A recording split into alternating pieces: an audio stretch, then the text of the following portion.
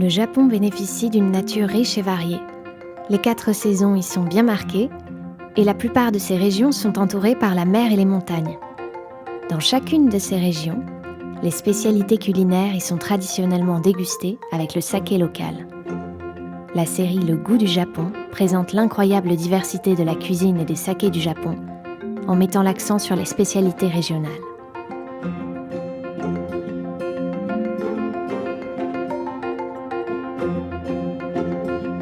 Le goût du Japon.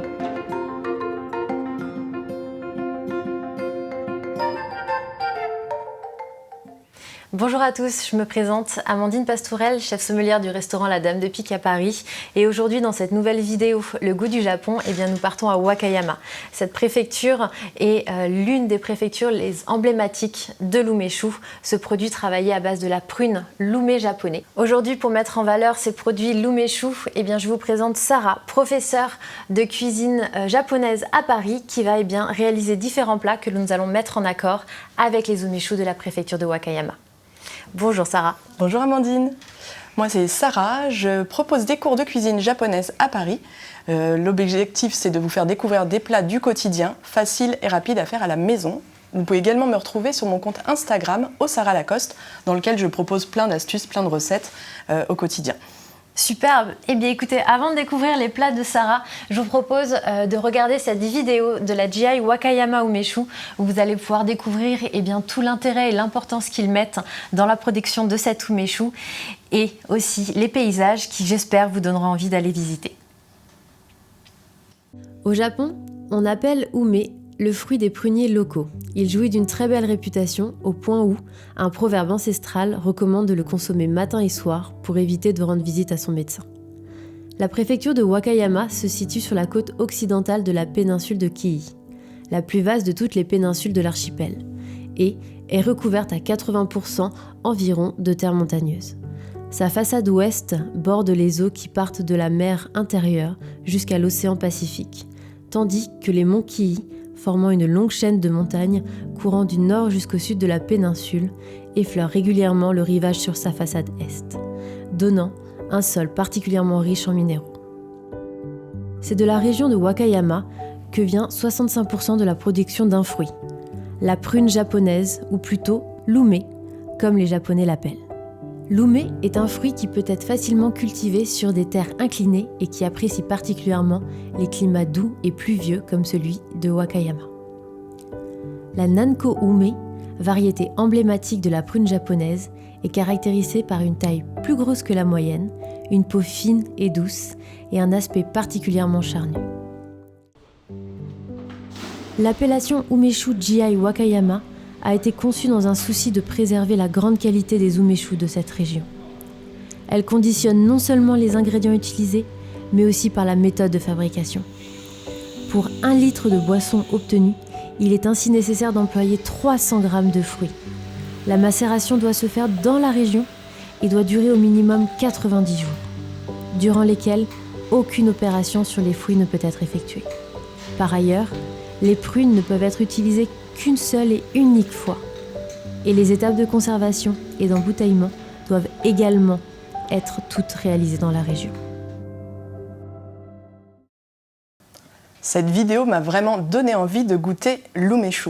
Mais avant de parler d'umeshu, je vais vous parler de la prune umeboshi que vous trouvez ici. Cette prune, elle a plein de bienfaits pour la santé, elle contient de l'acide citrique, elle est bonne pour la digestion.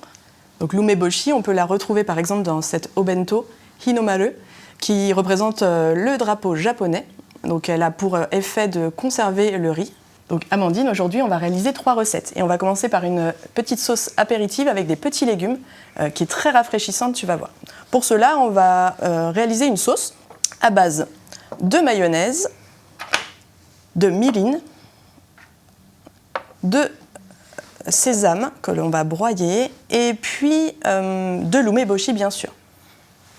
Donc ce qu'on va faire, c'est qu'on va préparer tout ça.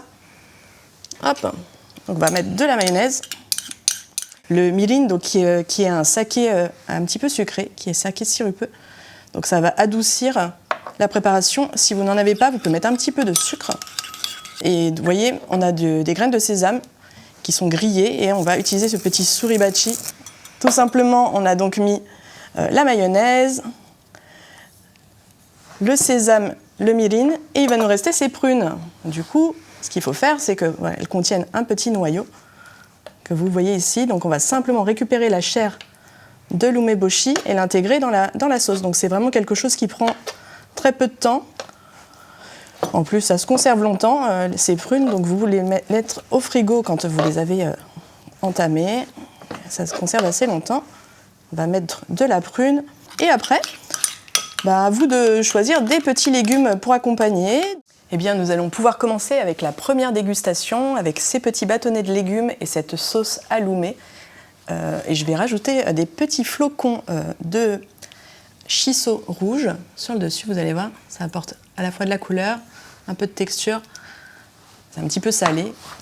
Et puis, on va pouvoir déguster ça avec de umeshu. Exactement. Alors pour cette entrée apéritive, Sarah, moi je te propose de te faire découvrir 2 umeshu. L'un qu'on va travailler avec un vin effervescent pour garder un peu ce côté festif et un autre qu'on va découvrir au naturel.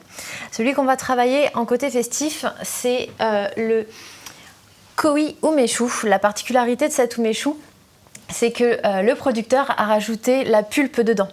Donc on va l'utiliser pour faire notre base. Comme si on faisait un kir royal, et bien là on le fait aloumé. Ça apporte un petit peu plus de densité, tu verras, c'est hyper intéressant. Et je rajoute mon vin effervescent. Et le deuxième, le Beninanku umeshu. Donc lui, on va le goûter vraiment nature. Ce qui va être très intéressant dans cet accord-là, c'est qu'on va avoir un umeshu qui est travaillé sur le fruit. On a vraiment cette explosion de prunes, mais tout de même une très belle fraîcheur. Et ce qui fait, toujours dans ce même registre, de jouer avec le croquant de tes légumes et l'acidulé et la douceur qu'on va retrouver dans la mayonnaise. Merci. Tu vois, ce qui est super, c'est que tu as la douceur de la prune, mais tout de même la fraîcheur du vin effervescent. Et donc là, je te laisse goûter toi, et moi j'arrive derrière. D'accord. Et puis c'est super, hein. Ça fait vraiment écho. Et puis c'est pas comme si les fêtes étaient dans pas longtemps. Exactement. Donc restons sur la bulle, sur la festivité. Pourquoi pas sur une entrée apéritive, même celle-ci, aux alentours des fêtes au mois de décembre, ça peut être intéressant. Et le deuxième, tu vas le découvrir vraiment dans sa pureté. Avec un umeshu. On sent bien le fruit. Là. Voilà, un peu plus classique, mais toujours aussi très intéressant. Petite question, Amandine, au niveau de la température du coup de l'umeshu. Alors l'umeshu, c'est un petit peu dans le même principe que le vin, on peut le servir un peu rafraîchi. L'umeshu est un superbe produit qu'on peut soit agrémenter avec un vin effervescent, soit on peut le mettre sur glace, le travailler en gin tonic. Au lieu du gin, mettons l'umeshu. On reste aussi dans ces côtés assez festifs. Donc c'est un produit qui peut se boire au naturel ou être un petit peu travaillé avec un produit. Et c'est ce qui est super. Donc là, dans cet umeshu, tu as un alcool qui est un petit peu plus marqué, mais ce qui n'est pas dérangeant du tout. Parce qu'avec la mayonnaise, son acidité, le petit côté un peu fumé, un petit peu grillé de la sésame, ça vient contrebalancer. Et ça vient plus apporter de la texture, un petit peu plus de rondeur. Et ce qui est hyper intéressant, et on joue toujours sur le fondant ou le croustillant de tes petits légumes. Parfait.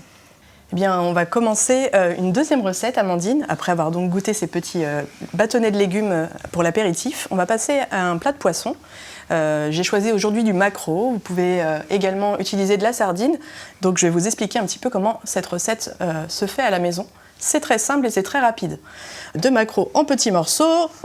Vous enlevez les arêtes avant, quand même, c'est plus agréable en bouche. Le poissonnier l'aura fait. Ah mais oui, vous allez carrément mettre les umés directement en entier avec le noyau. Et donc dans une poêle, vous allez simplement déposer, verser de l'eau, du mirin, du saké et du shoyu à quantité égale, un petit peu de sucre, et puis déposer vos morceaux de poisson, quelques morceaux de gingembre, soit des rondelles, soit des petits morceaux coupés finement, comme ceci. Et puis, vous allez chauffer, tout simplement. Donc, vous avez vraiment très peu d'ingrédients. Et vous allez chauffer tout ça, déposer dessus soit un petit couvercle, soit un papier sulfurisé qui va permettre de maintenir les ingrédients imbibés dans le bouillon. Donc on va mettre tout ça ensemble. Ce qui se passe, c'est que le umeboshi, ça va un petit peu casser ce côté fort de ces poissons-là qui, en général, sont la sardine, le maquereau, ça sent un peu plus de goût. Oui, voilà. Et puis du coup, le gingembre, ça se marie très bien dans ce bouillon avec l'umeboshi. Donc on fait chauffer tout ça. Une fois que le poisson est cuit, ce qui est assez rapide. J'adore le maquereau. C'est vrai que c'est un poisson qui est malheureusement assez souvent mis de côté. Et on se rend compte que dans la cuisine japonaise, c'est très très bon. Ça aime le sucré salé, ça aime la douceur, mais ça aime aussi un peu le piquant et l'acidité. Et c'est ce que je trouve vraiment superbe dans ce poisson. C'est que le Japon lui donne de nouvelles marques de noblesse. Et je trouve ça vraiment très très beau. Donc c'est vraiment une recette qui ne coûte pas cher, qui est délicieuse, que vous pouvez refaire chez vous très facilement. Super, mais écoute, je te laisse faire le dressage. Exactement. Et pendant ce temps-là, moi je vais te dire un peu les umeshu qu'on va déguster. On parfait. va encore faire 2 umeshu de styles totalement différents. On va en faire un qui va être un umeshu beaucoup plus porté, je vais dire, sur la fraîcheur que sur la puissance qu'on peut avoir. Et le deuxième, eh bien, on va là jouer plus avec la puissance et la rondeur et jouer réellement sur le goût de la prune et de l'umeshu. Donc le premier, le kishu roman, cet umeshu donc travaillé seulement avec la prune qui est macérée dans un sochu de riz.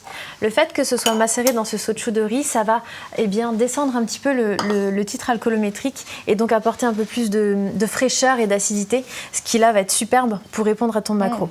Et dans un second temps, le taru umeshu, qui lui est l'extrême opposé, où là on a un travail qui est fait sous bois, en barrique, et qui va lui porter beaucoup plus de structure, de puissance, toujours dans ce même cas, de soutenir ton maquereau et son goût, et jouer avec le sucré salé. Une belle couleur en tout cas. Ouais. Merci. Et la sauce un petit peu nappante, c'est super.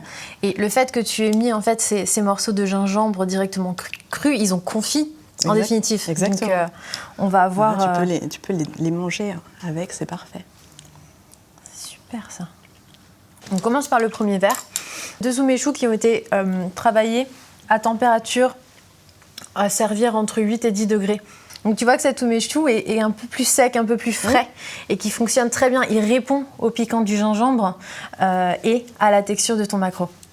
Du coup, tu parlais d'opposé, donc exactement. Donc celui-ci, même à la couleur, comme on l'a évoqué, on a une robe déjà qui est un peu plus marquée, légèrement ambrée.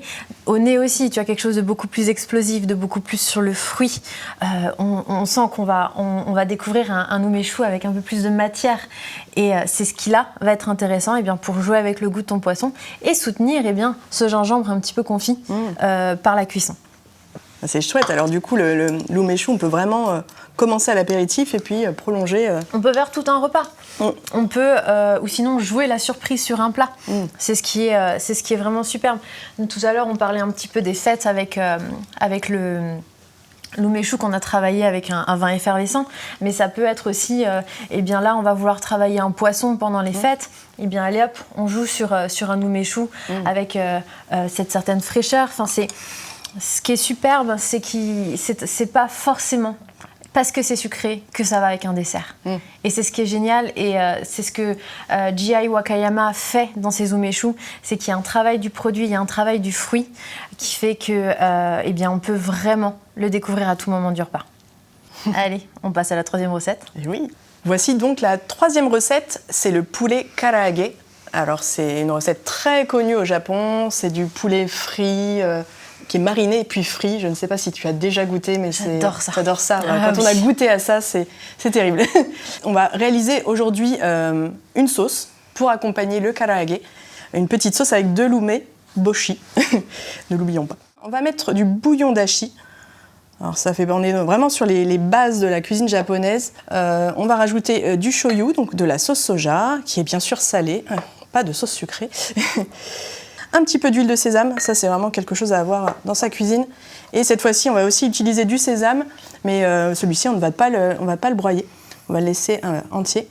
Et puis, c'est vraiment pour vous montrer qu'avec très peu d'ingrédients, ça ce sont les basiques de la cuisine japonaise. Si vous avez ça dans votre cuisine, vous achetez des prunes, vous arrivez à vous faire des sauces assez agréables, assez sympas. Et bien comme tout à l'heure, on va faire une petite purée, on enlève le noyau. On a simplement à mélanger tout ça pour vous dire que vraiment on est sur des recettes très simples. Et c'est ce que je veux vous montrer, que la cuisine japonaise n'est pas forcément compliquée à faire au quotidien. Et bien voilà, c'était petite sauce. Et pour accompagner ça, on a du poulet karaage que j'ai préparé juste avant. Voilà, Amandine. Donc, qui est donc déjà mariné avec de l'umeboshi. Puis là, on va venir rajouter de l'intensité en tremper ces petits bouts de poulet dans la sauce. Petite explosion de saveur, tu vas voir. C'est ça, entre le croustillant du poulet, la douceur, le petit croquant des sésames que tu as laissé entier. Et puis le côté, le gras aussi de cette friture, enfin tout ça ensemble, ça fonctionne vraiment très bien. Alors, avec ça, je te propose encore deux umeshu. Deux umeshu où là, on va être un peu plus dans ces arômes très primaires de prunes pour, comme tu évoquais, jouer avec le gras, la rondeur du poulet et pouvoir répondre à cette sauce un peu sucrée salée qu'on a à côté. Toujours répondre avec le sésame parce que le sésame est quand même aussi très important, apporte ces notes un peu fumées, un peu grillées, un peu toastées. Le premier, c'est le Plumity Black. Superbe umeshu qui est travaillé avec des prunes vraiment à maturité pour apporter cette douceur, mais garder tout de même la fraîcheur. C'est ce qui est vraiment superbe à Wakayama, c'est ce travail du fruit, de la maturité du fruit et de la fraîcheur pour vraiment faire des équilibres. Et le deuxième, l'umekoshu, où là on va avoir une notion de la prune beaucoup plus explosive. Tu vas vraiment avoir ce sentiment de croquer dans la prune et ce qui va être superbe pour jouer avec ces jeux de texture qu'on va avoir entre le croquant, le croustillant, la rondeur et la petite touche acidulée de ta sauce. Donc, ce qui joue entre les différents umeshu, il y a la quantité de sucre, il y a... En fait, l'umeshu... Quelles sont les variantes que l'on peut avoir du coup sur les différents... Le premier, c'est la maturité de ton fruit. C'est vrai que la prune doit vraiment être à maturité. Certains vont peut-être la récolter un petit peu plus tôt, mais à Wakayama, le but est vraiment que dans le verre, tu aies le fruit et pas qu'il y ait de fioriture autour. Et ça, c'est ce qui est superbe. Ensuite, le deuxième point, c'est dans quoi la prune va être macérée. C'est là où on va jouer très souvent après sur les taux d'alcool. On peut avoir des umés qui vont être macérés dans du saké. On peut avoir dans des sochu. On sait que le sochu a une gamme très large de produits de base. Donc, ça peut être du riz, de la patate douce qui vont apporter des arômes différents. Et la troisième notion, bien entendu, c'est ce sucre. Ce sucre qui est juste là en parcimonie pour faire, on va dire, un complément si besoin. Mais c'est tellement rare parce que la prune est normalement à maturité et elle a déjà assez de sucre qui reste très intéressant. L'impression de croquer dans... Ce que je t'ai dit, dans cette nouvelle gamme, on va vraiment avoir l'impression de croquer dans les fruits et c'est ce qui va être superbe pour pouvoir jouer avec le poulet et ses différentes textures. Et puis c'est surprenant de boire ça qui est quand même assez sucré sur ce plat et ça peut étonner. On joue sur le sucré salé mais de façon différente. On a le sucré dans le verre, on a le salé dans l'assiette. Et c'est là aussi où le combo peut être très bien fait. C'est là aussi où il faut casser les codes. Et la cuisine japonaise ou la cuisine française avec les touches japonaises est superbe. Et c'est là où l'umeshu s'exprime le mieux. On n'a pas forcément besoin d'avoir du sucre dans l'assiette comme on a dit tout à l'heure et du sucre dans le verre. Exact. Là, on joue sur les opposés car les opposés s'attirent.